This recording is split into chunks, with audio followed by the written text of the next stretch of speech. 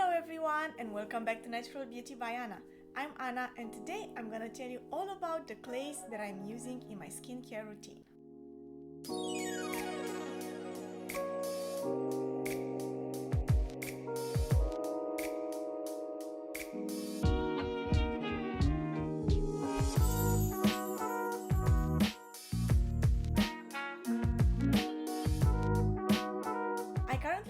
And I'm using 5 different types of clays in my skincare routine, some more often than others, and I thought it would be interesting to sit down and talk a little bit about the different properties that they have, how and when I'm using them, and what difference in the effects that they have on my skin I have noticed. But first, let's talk a little bit about cosmetic clays in general. They are commonly used in the cosmetic industry today in products such as facial masks, soaps and shampoos, and they actually have been used in traditional skincare practices for a very long time. Generally speaking, there are 3 main categories of clay minerals: kaolinite, illite and montmorillonite, and various combinations of these minerals are found in different types of clays mixed together. In the cosmetic industry, however, clays are more often classified by color, and the different colors indicate the different minerals and skin nutrients that the clay contains. And while I have tried to research as much as possible the impact that these different minerals and nutrients have on the skin, there isn't much research going around regarding the use of clays for cosmetic purposes, so I had to rely mostly on empirical evidence and internet claims.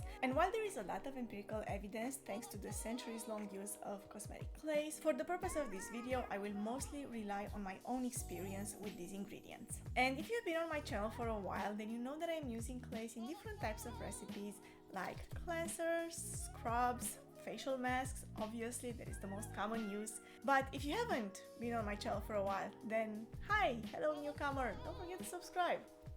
But for the purpose of this video, I have decided to use all 5 clays in the exact same recipe so that I can more easily compare them. And that is a face mask recipe.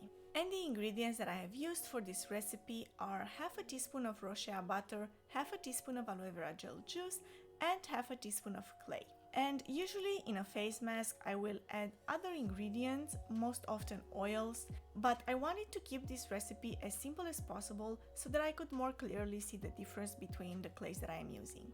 Moving on to the disclaimer of the video.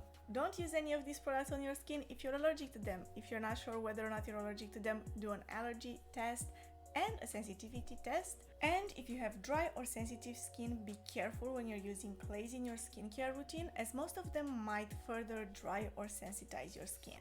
That being said, I think it is time we move on and actually talk about the clays. And the first clay that we're gonna be talking about today is Australian olive green clay.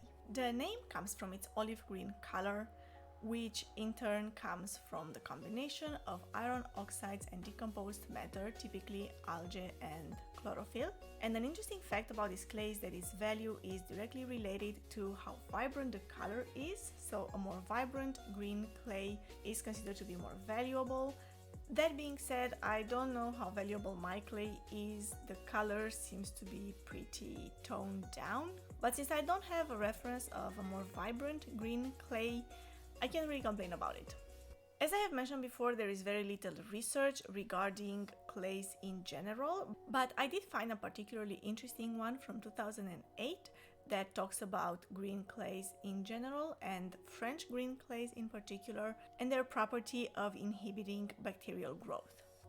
As for my experience with the Australian olive green clay, I can confirm that it is quite drying. It is definitely the most drying of all the clays that I'm currently using, so I'm always careful to follow with a good hydrating and moisturizing routine.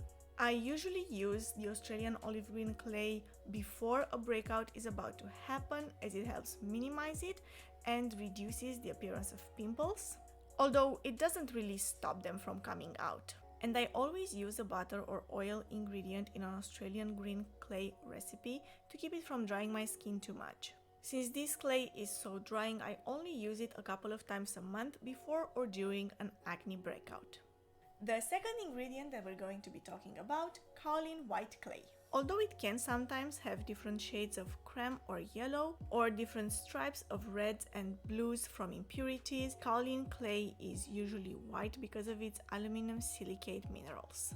The Kaolin Clay is an exfoliant. It absorbs sebum and prevents pore clogging, as well as draws impurities and toxins from the pores.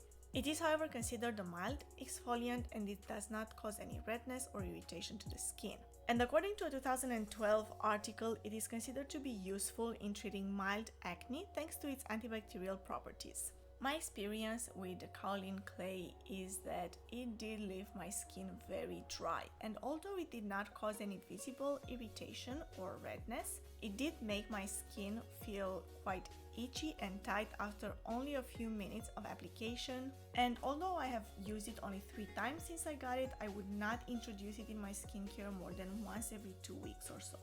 The third clay that we're gonna be talking about is Rhassoul Clay. And if you are more curious about the Rhassoul Clay in particular, you can watch my previous video in which I go more in depth on this clay, and I show different recipes in which it can be used and different ways in which it can be introduced in your skincare routine. What I can tell about the Rhassoul Clay in short is that it is rich in magnesium and potassium, and researchers actually suggest that it can act as a protective barrier while eliminating toxic substances to which the skin is exposed. The Rhassoul Clay cleans excess oil from the skin and the scalp. More on that in my previous video. And because it contains silica, it also acts as an exfoliant. And my experience with it is that while it is quite harsh as a clay, it is a very efficient cleansing ingredient. It leaves the skin very clean, but it also leaves it feeling quite dry and tight, so it definitely needs to be followed by a good hydrating and moisturizing routine immediately. In masks, I found it to behave quite similar to the Australian green clay, but I have mostly used it in cleansers and scrubs rather than masks, with a frequency of 1 to 2 times per week. The fourth clay that we're gonna be talking about today is French yellow clay. The French yellow clay is considered a powerful detoxifier, which draws out impurities from the skin while minerals within the clay are being released. It stimulates blood circulation and removes dead skin cells, but it is mostly used for its toning properties, as it is known to strengthen connective tissues, which leaves the skin smoother, fresh looking and more radiant. It is recommended to people with oily or mature skin, but in my experience, since it is not too drying, I never had a problem using it, even though my skin is already slightly leaning dry. After using it, it always leaves my skin more luminous and softer, and I usually apply it when I have no active breakouts and no prominent after acne scars in order to improve the general appearance of my skin. And I have to say, of all the clays that I have used, the French yellow clay is the one that has the most obvious immediate effect on my skin. It's the kind of clay that I would use the night before my wedding or something like this to get a more radiant, luminous skin, and trust that it would not dry my skin or cause a breakout. And finally, the last clay that we're gonna be talking about today, French pink clay. And this is probably my favorite clay to use, and not just because it's pink.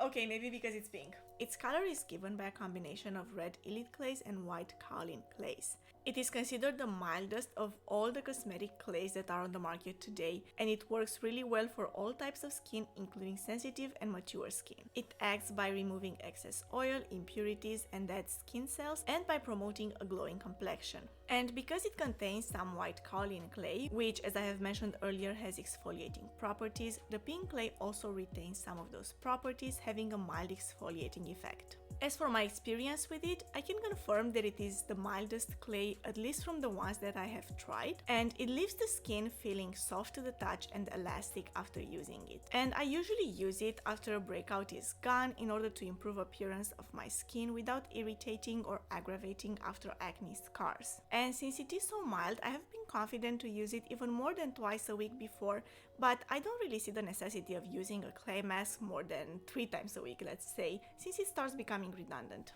So this is my collection of clays that I'm currently using in my skincare routine. I really enjoy using a clay mask or different other clay-based products actually. I find that they help repair my skin, control my acne, and deal with different after acne issues that I usually have.